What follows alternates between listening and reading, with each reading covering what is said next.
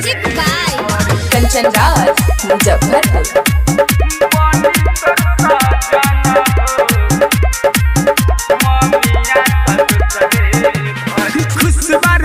के सगाई के चल जैबू हमके रोआई के दूसरे के नाम के मेहदी रचाई भूल जैबू पियावा के पाई के खुशबारू के सगाई के चल जैबू हमके रोआई के दूसरे के नाम के मेहदी रचाई भूल जैबू पियावा के पाई के इहे सोची सोची धर कता धर कन हो मंगिया त दूसरे भरी मंगिया त दूसरे भरी बनी तोर सजन हो मंगिया त दूसरे भरी बनी तोर सजन हो मंगिया त दूसरे भरी।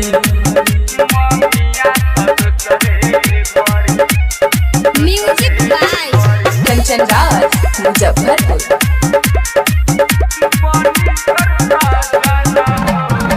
तोहरे में बसेलानी हमर परान हो कैसे रहब अकेला बता दे जान हो बता दे जान हो इहे सोची के दिलवा रोतानु हो नाही तोहरा त कुछ बुझातानु हो चली जइबू ससुरा हमर मारी के जान हो मंगिया त दूसरे भरी मंगिया त दूसरे भरी बनी तोर सजन हो मंगिया त दूसरे भरी बनी तोर सजन हो मंगिया त दूसरे भरी।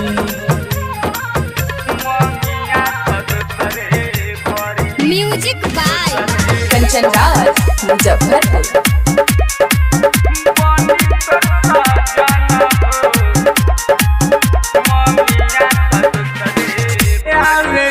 समझ हमके काठी करी तोहरे तो याद में घुटी घुटी के मारी